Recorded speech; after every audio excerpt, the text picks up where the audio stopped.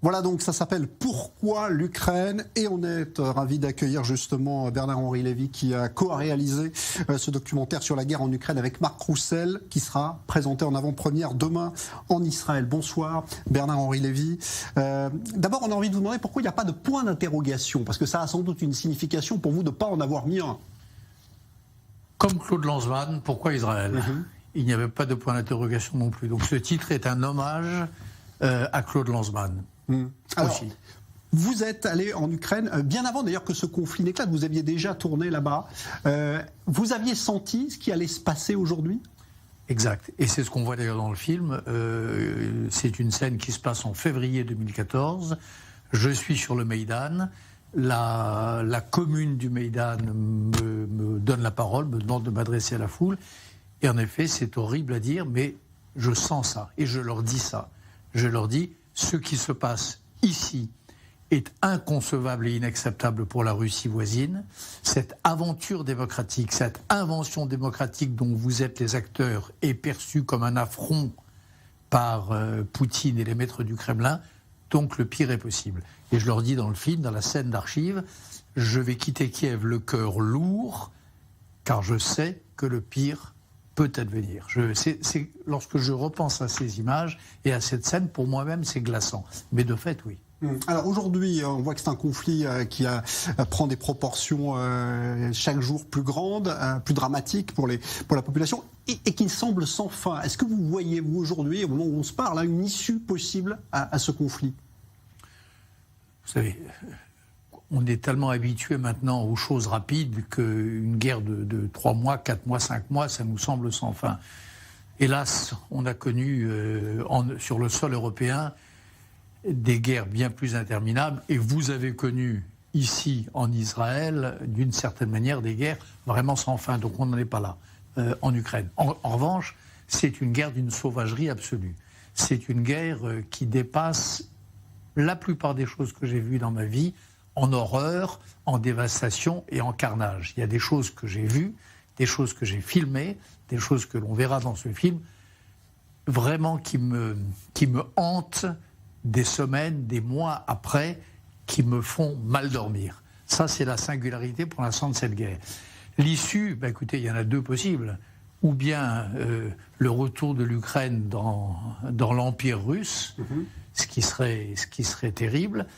Et moi, l'hypothèse qui me semble la plus conforme à l'honneur, à la justice et à nos intérêts, à nous, nations démocratiques, États-Unis, Israël, nations européennes, c'est la défaite de la Russie, la défaite militaire de la Russie. Je crois que ce serait là, pour la paix du monde, pour les intérêts géopolitiques des nations libres, c'est la solution la plus souhaitable.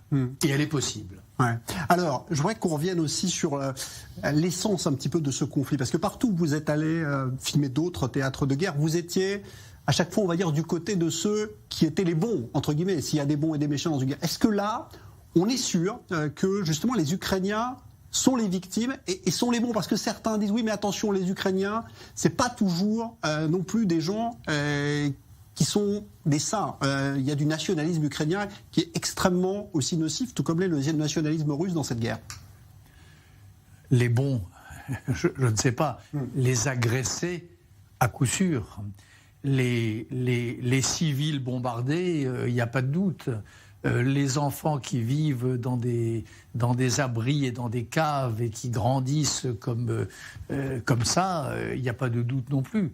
Alors après, on peut parler de la société ukrainienne, on peut parler de cette invention démocratique qui doit aller encore plus loin, ça c'est autre chose. Mais d'abord, il faut arrêter le carnage.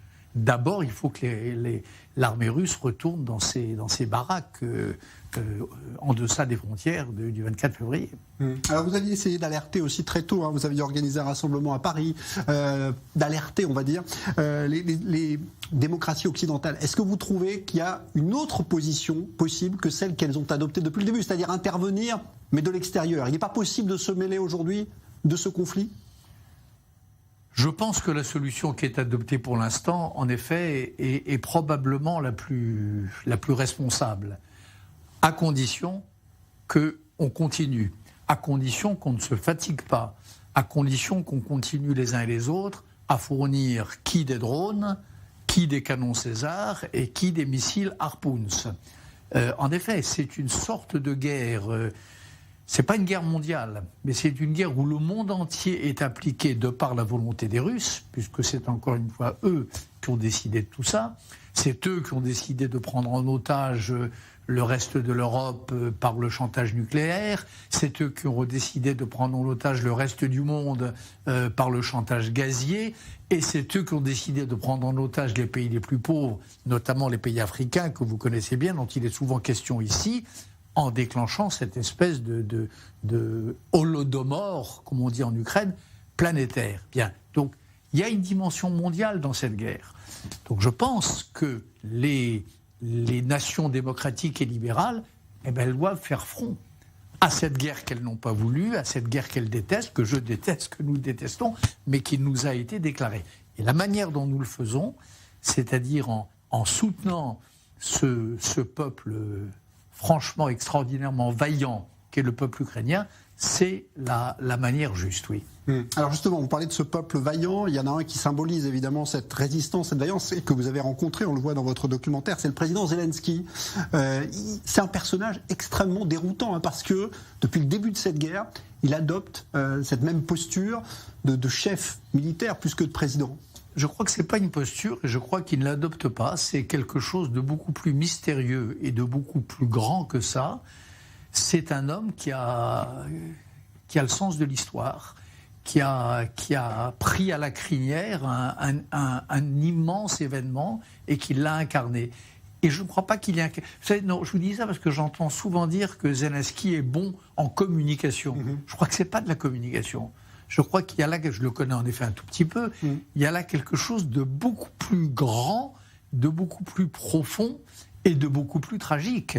C'est un homme qui, je me souviens d'ailleurs, qui chaque matin prend le risque de mourir, et je me souviens cette conversation qu'il avait avec ses homologues européens, il leur avait dit au début de la guerre, vous savez, mesdames et messieurs, c'est peut-être la dernière fois que vous me voyez vivant. Et ce n'était pas de la pose, c'est vrai. Donc il y a quelque chose d'assez incroyable. Moi j'ai connu un type, un gars qui était un comédien, que tout le monde prenait pour un populiste, que tout le monde prenait pour un acteur, même pas entre Ronald Reagan et Coluche. Et puis aujourd'hui, il se révèle en effet être un grand chef de guerre. Donc mon film montre ça, cette métamorphose dont je connais peu d'exemples dans l'histoire, en tout cas moderne et contemporaine. Alors vous êtes intéressé également à l'impact finalement qu'a aussi cette guerre sur la mémoire de la Shoah en Ukraine, le site de Babi Yar qui a été bombardé au tout début du conflit. Ici en Israël, il y a quelque chose qui a dérangé beaucoup les Israéliens, c'est l'utilisation par les Russes de la propagande finalement nazie dans ce conflit, de vouloir à tout prix faire passer les Ukrainiens pour des nazis. Ça c'est quelque chose qui a dérangé énormément les gens ici. Mais ça dérange tous les gens raisonnables du monde entier. Que les Russes, qui n'ont même pas entamé le travail de mémoire et de deuil, qu'un ministre des Affaires étrangères, Lavrov, qui est capable de dire que le fait que Zelensky soit juif, ça ne veut rien dire parce que Hitler avait du sang juif, que ces gens-là se permettent de donner des leçons de nazisme et de dénazification, on hérite entre l'éclat de rire et l'indignation. Voilà. Alors la réalité de l'Ukraine, c'est qu'évidemment qu'il y a eu pendant la Seconde Guerre mondiale des choses atroces. L'Ukraine a été l'un des théâtres de la Shoah par balle, mais le travail a commencé. Le Babi Yar, il y a un mémorial à Babi Yar. La société ukrainienne est travaillée par tout ça. Et le résultat, c'est quoi? Pour un pays de longue tradition antisémite, résultat, c'est quoi? C'est le premier pays du monde après Israël qui a un président et un Premier ministre juif. Et pas juif par la bande, juif d'affirmation. Ça, on le voit aussi dans mon film. 3 oncles morts pendant la Shoah. Donc voilà, une des différences entre l'Ukraine et la Russie, c'est que la Russie ne veut rien entendre de son passé criminel et que l'Ukraine, comme toutes les grandes nations, comme la France, l'affronte, le pense et tente de le surmonter, et a fait un bon bout de chemin dans ce sens. Merci beaucoup Bernard-Henri Lévy. Ça s'appelle Pourquoi l'Ukraine ? Sans point d'interrogation. Film présenté qui a déjà été diffusé en France sur Arte, mais qui sera présenté en Israël demain à Tel Aviv, donc en avant-première ici. Merci d'être venu nous en parler ce soir. Merci beaucoup.